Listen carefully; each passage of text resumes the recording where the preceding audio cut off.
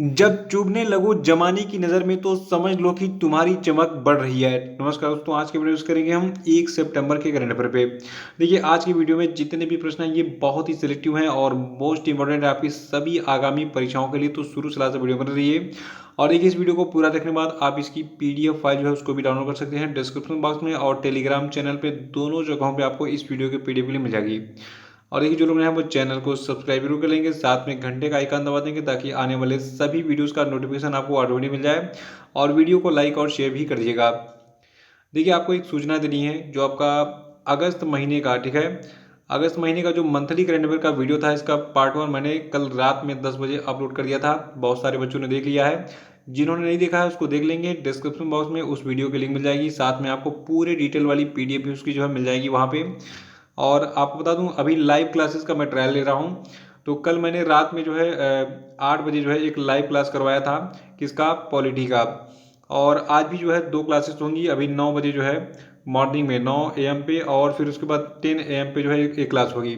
तो इन दोनों क्लासेस को आप देखिए और बताइए कमेंट बॉक्स में कि आपको ये क्लासेस कैसे लग रहे हैं। अगर आप चाहते हैं कि ऐसे ही लाइव क्लासेस जो है विभिन्न सब्जेक्ट भी जो है इस चैनल पे चला जाए, तो उसको बताइएगा जरूर। और देखिए, आज के करंट का जो पहला प्रश्न है इसको स्टार्ट करते हैं हम। देखिए, आज का पहला प्रश्न है कि किस राज्य सरकार ने कुश्ती को वर्ष 2032 तक गोद लेने का फैसला किया है। तो देखिए, उत्तर प्रदेश की सरकार ने कुश्ती को वर्ष 2032 तक गोद लेने का फैसला किया है। देखिए, कुश्ती क्या है आपको पता होगा, कुश्ती एक खेल है, ठीक है। और वर्तमान में जो भारतीय कुश्ती महासंघ है, इसके अध्यक्ष कौन है, इसके अध्यक्ष हैं ब्रिजभूषण शरण सिंह। तो कुश्ती को जो है गोद ले लिया है, अब कुश्ती के विकास में पूरा योगदान देगी और कुछ फंड वगैरह भी प्रोवाइड करेगी उत्तर प्रदेश की सरकार। और उत्तर प्रदेश में सरकार किसकी है, देखिए, उत्तर प्रदेश में भारतीय जनता पार्टी की सरकार है और मुख्यमंत्री हैं उत्तर प्रदेश के योगी आदित्यनाथ, ठीक है। और देखिए, उत्तर प्रदेश की राजधानी लखनऊ है, और लखनऊ जो है ये गोमती नदी के किनारे स्थित है। और लखनऊ को नवाबों का शहर कहते हैं, ये प्रश्न एग्जाम में बहुत बार पूछा चुका है, इसको याद रखिएगा। और देखिए, उत्तर प्रदेश की जो राज्यपाल हैं यानी कि गवर्नर हैं, इनका नाम है आनंदीबेन पटेल। और दूसरा प्रश्न है कि भारत के किस राज्य सरकार ने श्रीलंकाई शरणार्थियों के लिए 317 करोड़ रुपए के पैकेज की घोषणा की है। तो देखिए, अभी हाल ही में तमिलनाडु ने जो है, जो श्रीलंका के शरणार्थी हैं उनके लिए 317 करोड़ रुपए के एक पैकेज की घोषणा की है। देखिए, जो तमिलनाडु के मुख्यमंत्री वर्तमान में, इनका नाम है MK स्टालिन। तो इन्होंने जो है तमिलनाडु राज्य में विशेष शिविरों में रहने वाले श्रीलंकाई तमिल शरणार्थियों के लिए के कल्याण के लिए कुल 317.40 करोड़ रुपए के एक पैकेज की हाल ही में घोषणा की। और साथ में जो ये श्रीलंकाई शरणार्थी होंगे, तो इनके शिविरों में बुनियादी सुविधाओं में सुधार के लिए शरणार्थियों को पर्याप्त सहायता प्रदान करने के लिए एक विशेष समिति के गठन की जो है घोषणा की गई है तमिलनाडु की सरकार के द्वारा। और देखिए, तमिलनाडु के वर्तमान में मुख्यमंत्री कौन है, इनका नाम है MK स्टालिन, इसको याद रखिएगा। और तमिलनाडु के जो राज्यपाल हैं इनका नाम है बनवारी लाल पुरोहित। तमिलनाडु की राजधानी क्या है, चेन्नई है। और तमिलनाडु की वर्तमान में जनसंख्या कितनी है 2012 के आंकड़ों के अनुसार। देखिए, आंकड़ा जो है ये 2011 की जनगणना का है जो 2012 में पब्लिश हुआ था।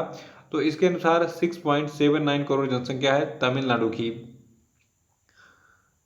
तीसरा प्रश्न है कि किस केंद्र शासित प्रदेश ने फिल्म नीति 2021 के कार्यान्वयन को अभी हाल ही में अपनी मंजूरी प्रदान की। तो देखिए, अभी हाल ही में जो आपका जम्मू और कश्मीर राज्य है जो कि केंद्र शासित प्रदेश है, तो इसने फिल्म नीति 2021 के कार्यान्वयन के लिए भी हाल ही में मंजूरी दी है।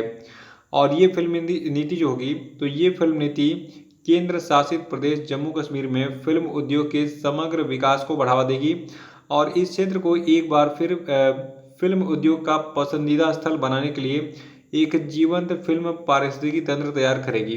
देखिए, पहले जम्मू कश्मीर में बहुत सारी फिल्मों की शूटिंग होती थी, लेकिन बाद में जब ये आतंकवाद से पूरी तरीके से ग्रस्त हो गया, तो उसके बाद यहाँ पे फिल्मों की शूटिंग कम हो गई। डर लगता था कहीं कोई अपहरण ना कर दे या फिर कहीं कोई आतंकवादी हमला ना कर दे, इसलिए वहाँ पे लोग कम जाते थे। लेकिन बहुत सारी फिल्मों की शूटिंग यहाँ पे हुई है, इसके बावजूद भी भारत सरकार के द्वारा, जो भारतीय सैनिक हैं उनके द्वारा सुरक्षा प्रदान करने के बाद। लेकिन अब देखिए, जब यहाँ से 370 हट गया, ठीक है, अनुच्छेद 370 हटा दिया गया, तो उसके बाद फिर क्या हुआ कि यहाँ पे थोड़ी सी शांति है, अब नॉर्मल लाइफ वहाँ पे हो गई है। तो अब वहाँ पे अब फिल्में बनेंगी और क्षेत्रीय लोगों को भी मौका दिया जाएगा। तो इस नई फिल्म नीति 2021 से जो स्थानीय प्रतिभाएं हैं, यानी कि जो स्थानीय कलाकार हैं, उनको अपनी प्रतिभा दिखाने का मौका भी मिलेगा। और जम्मू कश्मीर की बात हो रही है तो जम्मू कश्मीर के बारे में बात कर लेते हैं। देखिए ये तो पता होगा कि जम्मू कश्मीर क्या है, एक केंद्र शासित प्रदेश बन गया है। और जम्मू कश्मीर के जो वर्तमान में लेफ्टिनेंट गवर्नर है, देखिए केंद्र शासित प्रदेश का जो राज्यपाल होता है उसको हम कहते हैं लेफ्टिनेंट गवर्नर। क्या कहते हैं? Lieutenant governor. तो कौन है वर्तमान में लेफ्टिनेंट गवर्नर जम्मू कश्मीर राज्य के? देखिए इनका नाम है मनोज सिन्हा। ठीक है, मनोज सिन्हा जी जो है लेफ्टिनेंट गवर्नर हैं जम्मू और कश्मीर के। चौथा प्रश्न है कि वैज्ञानिकों के मुताबिक जिस एस्टेरॉयड ने पृथ्वी से डायनासोर का अंत किया था उसे किस नाम से अभी हाल ही में पहचान मिली है? देखिए ऐसा माना जाता है कि एक क्षुद्र ग्रह यानी कि एस्टेरॉयड जो है वो पृथ्वी पर गिरा था और उसने पृथ्वी पर डायनासोर का अंत कर दिया था। तो उस क्षुद्र ग्रह को अभी हाल ही में चिक्सुलव प्रभावक नाम दिया गया है। ठीक है, तो उस क्षुद्र ग्रह को क्या नाम दिया गया है? चिक्सुलव प्रभावक। आपको बता दूं हमारी पृथ्वी से डायनासोर का पूरी तरीके से सफाया करने के लिए जिम्मेदार एक क्षुद्रग्रह था। ठीक है, यानी कि एस्टेरॉयड था। और ये कहाँ पे मौजूद है आपका? ये वर्तमान में मैक्सो के पास जो है गिरा था। वहीं पे जो है इसका मतलब एक अनुमान है कि वहाँ पे गिरा था, वहीं पे ये पाया गया था। तो इसको क्या नाम दिया गया है? चिक्सुलव प्रभावक। देखिए जो आपका चिक्सुलव प्रभावक है तो इसके रूप में इसको पहचान दी गई है। और ये जो बड़ी चट्टानी वस्तु की अनुमानित चौड़ाई है, यानी कि जो आपका ये क्षुद्रग्रह था तो इसकी चौड़ाई कितनी मापी गई है? लगभग 6 मील यानी कि 10 किलोमीटर। देखिए 10 किलोमीटर बहुत बड़ा हो गया। तो 10 किलोमीटर एरिया का बहुत बड़ा चट्टान यानी कि पत्थर जो कि आसमान से गिरा था जिसको हम क्षुद्र ग्रह कहते हैं। ठीक है, तो उसी ने पृथ्वी पर डायनासोर का अंत किया था ऐसा माना जाता है। और ये कहाँ गिरा था? ये मैक्सिको के पास गिरा था। देखिए हमारे ग्रह पृथ्वी से डायनासोर और उसकी कई अन्य प्रजातियों का बड़े पैमाने पर विलुप्त होना 66 मिलियन वर्ष पहले हुआ था, जिसे व्यापक रूप से मेसोजोइक युग के अंत के रूप में जो है स्वीकार किया गया है। और अगला प्रश्न है कि भारत के स्वास्थ्य मंत्रालय के एक हाल ही में बयान के अनुसार भारत में कितने फीसदी पात्र वयस्कों को अब तक कोविड-19 की कम से कम एक खुराक लग चुकी है? देखिए ये आंकड़ा बहुत सारे लोग जो है पूछ रहे थे कि क्या है क्या नहीं है, मतलब कितने लोगों को अब तक कोरोना का वैक्सीन लग चुका है। तो देखिए भारत में अब तक टोटल 50%, कितना? टोटल 50% जो वयस्क हैं यानी कि 18+ लोग हैं तो उनको जो है कोविड-19 का कम से कम एक खुराक लग चुका है। आइए जरा पूरे आंकड़े पर हम जो है एनालिसिस कर लेते हैं।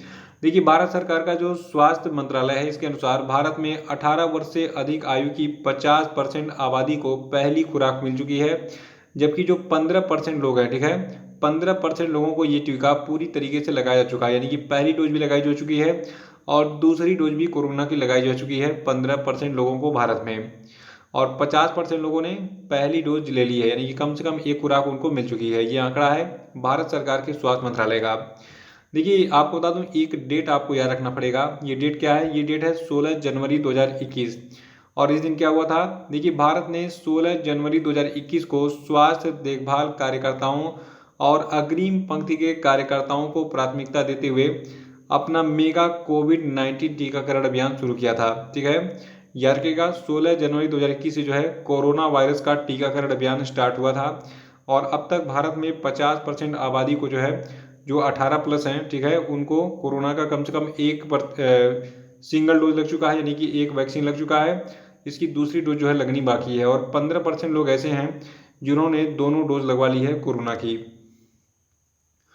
छठवां प्रश्न की हाल ही में फ्लिपकार्ट के स्वामित्व वाले किस डिजिटल भुगतान प्लेटफॉर्म को भारतीय बीमा विनियामक और विकास प्राधिकरण से बीमा ब्रोकिंग लाइसेंस प्रदान किया गया है?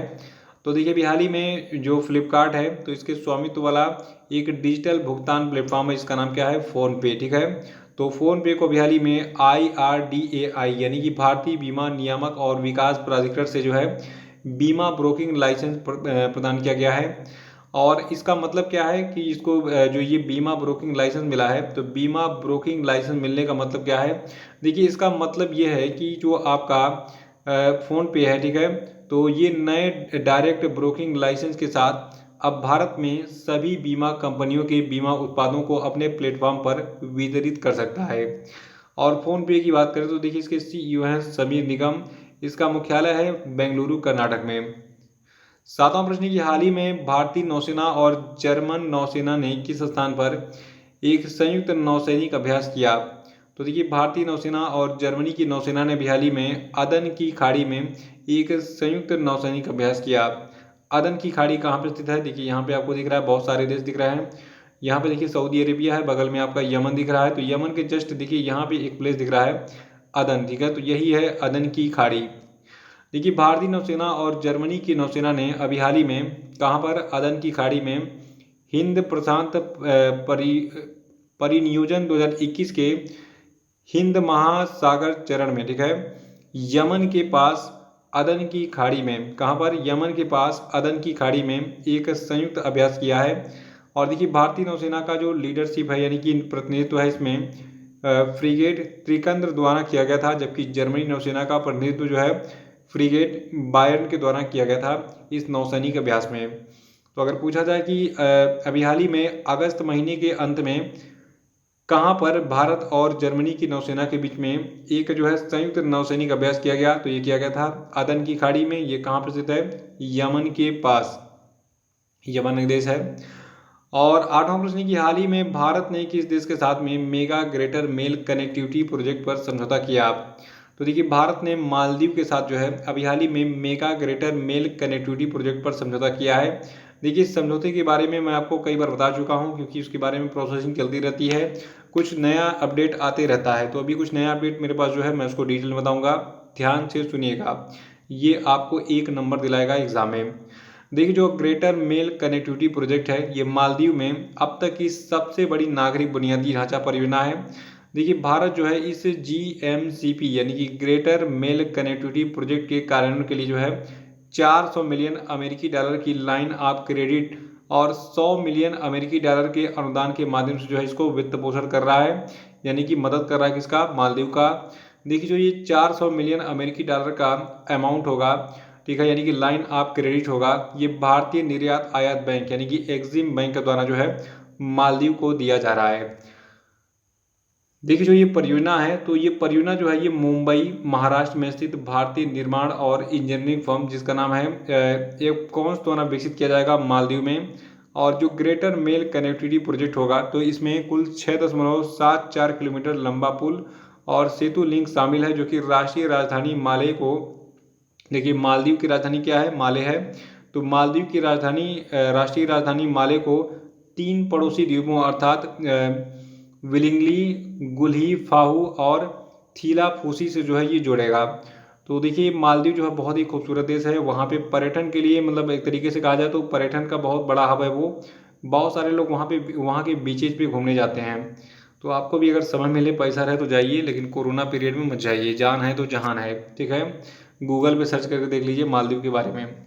नवा प्रश्न है कि हाल ही में सिस्को और नीति आयोग ने भारत में महिला उद्यमिता को बढ़ावा देने के लिए किस शीर्षक से एक महिला उद्यमिता मंच यानी कि वुमन एंटरप्रेन्योरशिप प्लेटफॉर्म का अगला चरण शुरू किया है?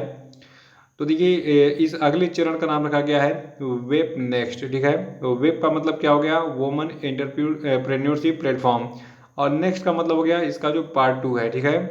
तो वेब क्या है? देखिए वेब यानी कि वुमन एंटरप्रेन्योरशिप प्लेटफॉर्म जो है इसको 2017 में नीति आयोग के द्वारा लॉन्च किया गया था, और अपनी तरह का ये पहला एकीकृत पोर्टल है जो कि विविध पृष्ठभूमि की महिलाओं को एक साथ लाता है और उन्हें कई संसाधनों, सहायता और सीखने की सुविधा प्रदान करता है। और जो आपका वेब नेक्स्ट है, तो ये वेब नेक्स्ट प्लेटफॉर्म जो है ये वेब का सेकंड चरण यानी कि सेकंड स्टेज होगा, इसको याद रखिएगा। 10वां प्रश्न की हाल ही में पेटीएम ने किस बैंक के साथ में पेमेंट गेटवे समाधान के लिए समझौता किया? देखिए ये न्यूज़ बहुत बड़ी न्यूज़ है। देखिए पेटीएम, ठीक है, पेटीएम सबका फेवरेट एक तरीके से कहा जाए एप्लीकेशन है, किस लिए? यूपीआई के लिए, मतलब पेमेंट वगैरह करने के लिए। तो पेटीएम ने अभी हाल ही में क्या किया है? अभी हाल ही में एचडीएफसी बैंक के साथ एक समझौता कर लिया है पेमेंट गेटवे समाधान के लिए। और देखिए जो एचडीएफसी बैंक है इसके बारे में बात करें तो इसका मुख्यालय कहाँ पे है? महाराष्ट्र के मुंबई में। इसके मैनेजिंग डायरेक्टर और सीईओ हैं वर्तमान में शशिधर जगदीशन। और एचडीएफसी बैंक जो इसकी टैगलाइन है, हम आपकी दुनिया को समझते हैं। और पेटीएम का मुख्यालय कहाँ पे है? नोएडा, उत्तर प्रदेश में। पेटीएम के संस्थापक हैं और सीईओ हैं विजय शेखर शर्मा। पेटीएम की स्थापना कब हुई थी? 2009 में हुई थी। तो ये थे आपके आज के सभी महत्वपूर्ण करंट अफेयर, और अब हम बात करेंगे आज के सभी क्वेश्चन पे। देखिए सभी लोग कमेंट बॉक्स में आंसर बताएंगे और मैं आपको फिर से बता दूं, आप मंथली करंट अफेयर का वीडियो जरूर देख लीजिएगा। उसकी लिंक डिस्क्रिप्शन बॉक्स में दी गई है। और जो लाइव क्लासेस 9 बजे और 10 बजे आने वाले हैं आज, ठीक है, मॉर्निंग में, तो इन दोनों को जरूर देखिएगा और रिव्यू कीजिएगा कि आपको ये वीडियो कैसे लग रहे हैं और क्या ऐसे क्लासेस चलाने चाहिए कि नहीं चलाने चाहिए। ठीक है, देखिए पहला प्रश्न आपके लिए कि हाल ही में किसे ओडिशा सरकार के द्वारा बीजू पटनायक खेल पुरस्कार प्रदान किया गया है, बताइए आंसर। दूसरा है कि टोक्यो पैरालंपिक में भारत को पहला मेडल भाविन पटेल ने किस खेल में दिलाया, बताइए। और तीसरा कि टोक्यो पैरालंपिक में निषाद कुमार ने किस खेल में सिल्वर मेडल जीता है, बताइए आंसर। और चौथा है कि योगेश कठुनिया ने टोक्यो पैरालंपिक में किस खेल में सिल्वर मेडल जीता है, बताइए। पांचवा प्रश्न कि देवेंद्र झाझरिया ने टोक्यो पैरालंपिक खेलों में भाला फेंक स्पर्धा में कौन सा पदक जीता, बताइए। देखिए कल का वीडियो देखकर उसको रिवाइज कर डालिएगा क्योंकि टोक्यो पैरालंपिक के बारे में मैंने आपको बहुत सारे प्रश्न जो है दिए थे।